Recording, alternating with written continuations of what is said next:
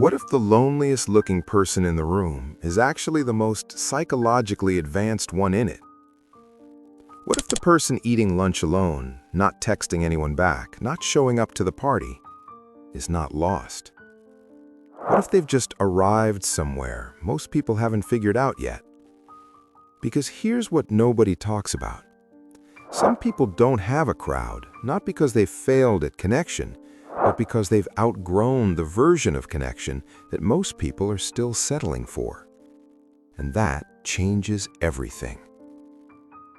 We live in a world obsessed with togetherness.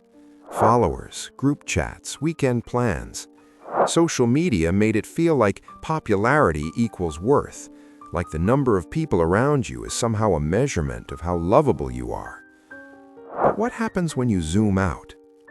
What happens when you look at history's greatest thinkers, creators, healers, writers, and realize that a massive number of them were deeply solitary people? Einstein, Tesla, Kafka, Maya Angelou. They weren't broken. They were building something inside themselves that crowds would have interrupted. So let's talk about the people who walk alone.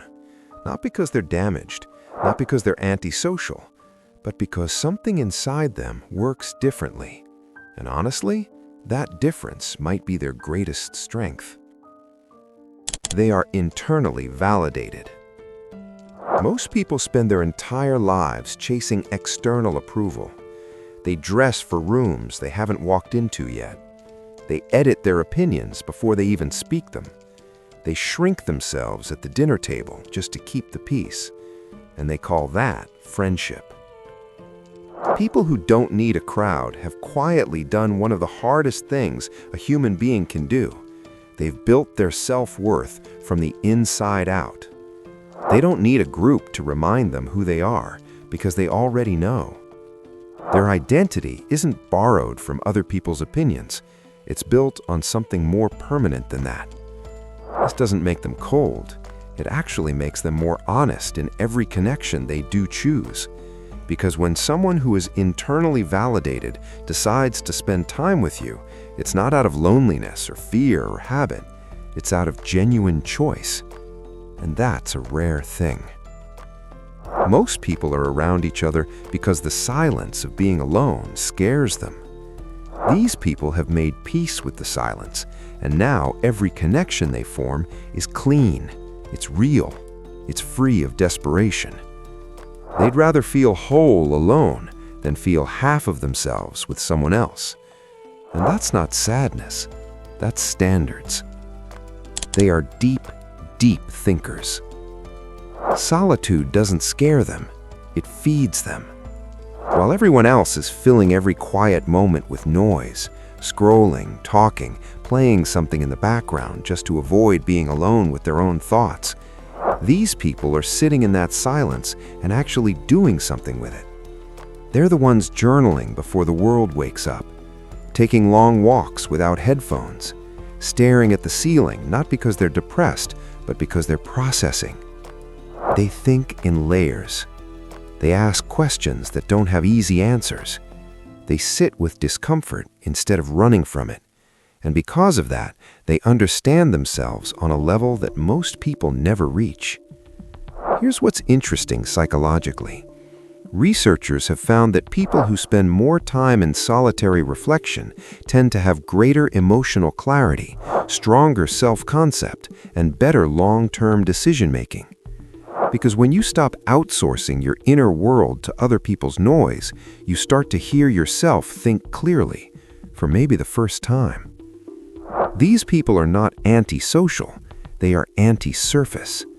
They don't hate people, they hate small talk that goes nowhere.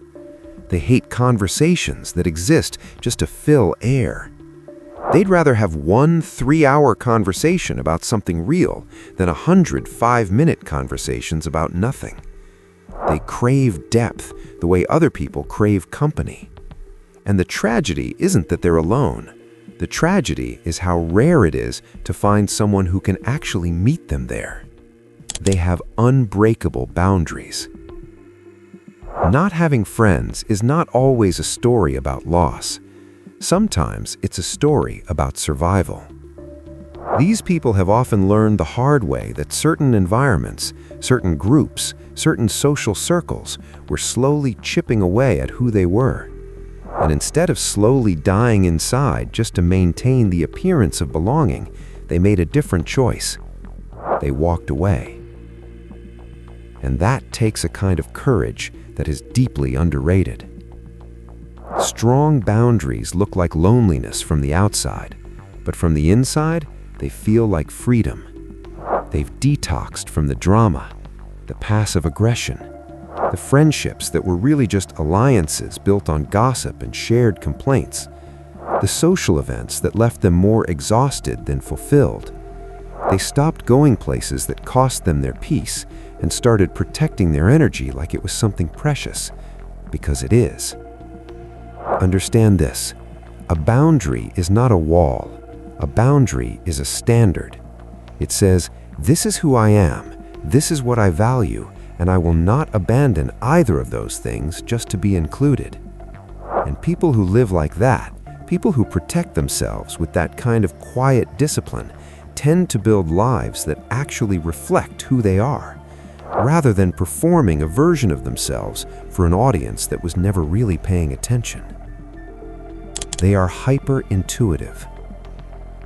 These people walk into a room and they feel everything before a single word is spoken. The tension between two people who are pretending everything is fine. The fake laugh that doesn't reach someone's eyes. The person who is performing confidence but radiating anxiety underneath it. They pick up on all of it. This isn't paranoia. This is sensitivity.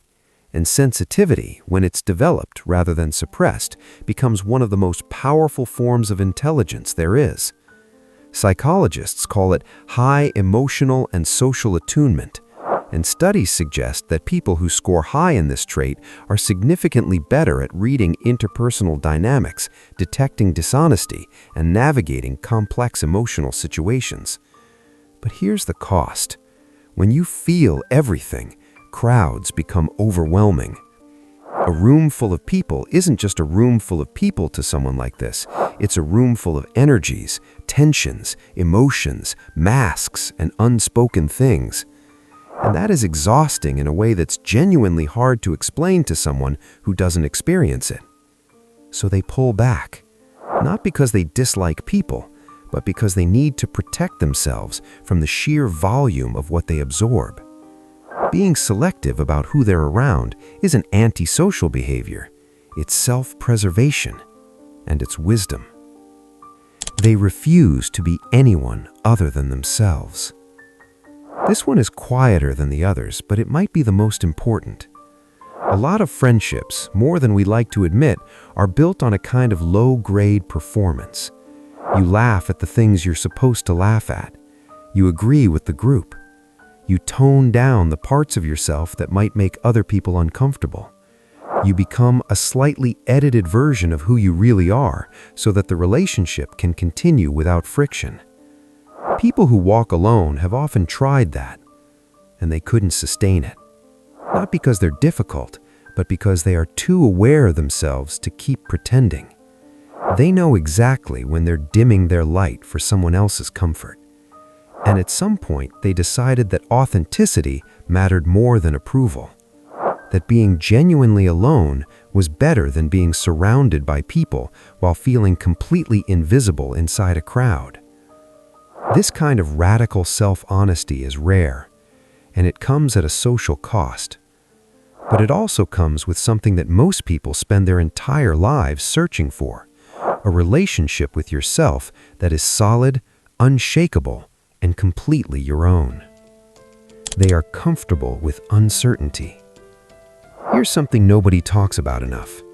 Most social groups exist in part to manage people's anxiety about life.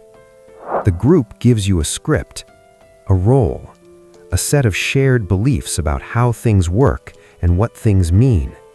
And as long as you stay inside that script, you feel safe. People who walk alone have let go of that script. They've accepted that life is uncertain, that people are complicated, that answers are rarely clean, and that sitting inside that uncertainty without panicking is actually a skill. A very hard skill. And they've built it. They don't need the group to tell them what to think about the big questions. They think about them themselves. And they've become comfortable not having all the answers, which, counterintuitively, makes them more grounded than most people who are desperately clinging to certainty. They are evolving constantly. Some people lose friends because they behaved badly, but some people lose friends because they changed, and the people around them didn't, or couldn't, or wouldn't. Personal growth is not always a group activity. Sometimes transformation is deeply private. You go through something, a loss, a realization, a period of real inner work, and when you come out the other side, you're different. Your values have shifted. Your tolerance for certain things has dropped to zero. What used to feel normal now feels suffocating. And the people you used to fit with perfectly, you just don't fit anymore. That's not a failure. That's evolution. And one of the most quietly painful things about real growth is that it often requires you to leave behind the environments and the people that no longer match where you're going. Not with anger, not with superiority, just with honesty. These people understand that growth has a price, and they've made peace with paying it. They'd rather walk forward alone than stay comfortable in a place they've outgrown. They have a relationship with themselves most people never develop. This is perhaps the rarest trait of all. Most people have never truly been alone with themselves. Not really. There is always a phone, a show, a person, a plan, something to step between them and the quiet. Because the quiet is where everything they've been avoiding lives. People who are comfortable without a social circle have usually done the work. They've sat in the quiet long enough to face what lives there. Their fears, their grief, their patterns, their contradictions. And they've worked through enough of it to stop running. They know themselves. Not perfectly, nobody does, but deeply, honestly, with all the flaws included. And here's why that matters. Every meaningful relationship you will ever have is built on a foundation of self-knowledge. When you know who you are, you can choose relationships that actually fit. When you don't know who you are, you just collect people and hope that one of them helps you figure it out. So if you're someone who moves through life with a small circle or no circle, or who often feels like they exist slightly outside the social current that everyone else seems to be caught up in, here's what might actually be true about you. You're self-sovereign. You've built your worth from the inside. You're a deep thinker who uses solitude as fuel instead of running from it. You've set real boundaries, and you've paid the social price for them without collapsing. You feel things deeply, and you've learned to honor that sensitivity instead of numbing it. You refuse to perform a version of yourself just to belong somewhere. You've made peace with uncertainty. You're growing, actively, honestly, sometimes painfully, and not everyone can keep up with that. And you know yourself in a way that most people never will, because most people never sit still enough to try. None of that is broken. All of that is rare. You're not hard to love. You're just hard to manipulate. And there's a massive difference between the two. The right connections will come, not from searching desperately or lowering your standards to fill a quiet room, but from becoming so fully, unapologetically yourself that the people who are meant to find you eventually do. And when they do, those connections will be real, chosen, mutual, built on something that actually lasts. Until then, walking alone is not a waiting room. It's a destination that most people are too afraid to even visit.